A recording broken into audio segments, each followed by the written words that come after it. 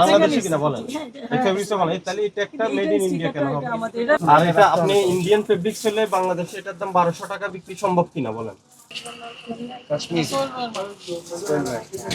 কোন ভাইয়ের তো আমরা বুঝি না, আমি শুরুতে জিজ্ঞেস করেছি, আপনি আপনার কাস্টমার সরি আপনার স্টাফকে বললেন ও ছোট মানুষ বাচ্চা মানুষ কিছু বোঝে না বলবেন। আমি সেটা বলি নাই, আপনার অপশনে দিচ্ছেন আপনার পার্টি কি এটা ইন্ডিয়া থেকে ইম্পোর্ট করে? না এটা আগে যে এটা কদিন আগে এটা নিয়ে একটা রিপোর্ট হয়েছে। আবার একটু আগে বললেন যে কাশ্মীর, এখানে আরো আছে, আমি তো দুটো দেখলাম, আরো আছে। বাংলাদেশি কিনা বলেন, এই ফেব্রিক্সটা বলেন, তাহলে এটা একটা মেড ইন ইন্ডিয়া কেন হবে? টিম আসছে আমাদের কাছে, আপনারা প্যাকটা স্বীকার করলেন, কিন্তু একজন কাস্টমারের কাছে সেটা বলবেন না। কাস্টমার কিন্তু এটা ইন্ডিয়ার পোশাক বলেই যে এটা প্রাইস কত? এখানে মেড ইন কি লেখা?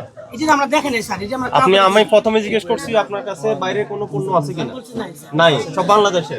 তাহলে ওটা না, মানে এখানে কি লেখা আছে? মেড ইন ইন্ডিয়া না? তাহলে কোথায় আপনি বাইরের কাপড় বলছেন, এটা কিন্তু বাইরের কাপড় বলছেন। দেন আমার এটা নাম বলছেন। আর এটা আপনি ইন্ডিয়ান ফেব্রিক্স হলে বাংলাদেশে এটার দাম 1200 টাকা বিক্রি সম্ভব কিনা বলেন? ইন্ডিয়ান থেকে একটা ফেব্রিক্স যদি ইম্পোর্ট হয়ে বাংলাদেশে আসে, এটার দাম কি 1200 টাকা বিক্রি সম্ভব? যাদের কাছে আপনার দোকানে তো ইন্ডিয়ান পাকিস্তানি পণ্য নাই। এগুলা যতগুলো মেড ইন ইন্ডিয়া লেখা আছে সব খারাপ। এগুলো আমাদের লোকাল দোকানগুলো আছে স্যার, সবগুলো এরকম চেঞ্জ করেন, সবগুলো চেঞ্জ করেন। ধন্যবাদ। এটা আমি আপনি করা যাবে না এগুলো। এই 10,000 জরিমানা না দিয়ে দিই, সবই দিয়ে দিই। দুই একজন হয়তো বা মিসিং যায়। এটা আপনার দায়িত্ব, ঠিক আছে? আপনি ওটা প্যাকিং করে দিচ্ছেন না? জি জি। না এটার জন্য আলাদা একজন রাখাই আছে যে শুধু ক্যাশ পেমেন্ট করবে। আজকে বিসমিল্লাহ হয়েছে। মাত্র 20 মিনিট হয়েছে। এগুলোতে প্রাইস ট্যাগ বসান না, দাম বসান না, বার্গেনিং করে বিক্রি করেন। পাকিস্তানি গিজা না, ওই যে ফ্যাব্রিক্স কিনছিলাম ইয়ের থেকে। আপনার পাকিস্তানি আছে? না কিছুই নেই স্যার। এগুলো লিখছেন কেন? বিক্রি তো দেখা যাচ্ছে। স্যার কাস্টমারকে বলি আমারটা সবচেয়ে সুন্দর, সৌদি আরব। না না, এটা মিথ্যা কথা বলা যাবে? আপনার তো পাকিস্তান না বলে না, বিক্রি এটা করা করছেন। যাবে না তো। বিষয়টি দিয়ে তো মানুষকে বিভ্রান্ত না এটা করেন না, ঠিক আছে বলে যাচ্ছি। জি জি জি। মানে আপনাদের নিজস্ব ফ্যাক্টরিতে আপনারা এই ট্যাগ তৈরি করেন? টেক টেক তো আমাদের সব ড্রাইভার না দেন। আপনারা বলুন ফ্যাক্টরি আছে? সেলাই করে আপনার ফ্যাক্টরিতে কি কাজ করেন? শুধু সেলাই। আর ট্যাগটা কোথা থেকে কিনে নিয়ে আসেন? সোর্স বলেন আমাদের। এটা আমি আমি সঠিক বলতে পারবো না, কিন্তু আমি জানি সদরঘাটের দিকে আর এইগুলা লোকালে বিক্রি করে।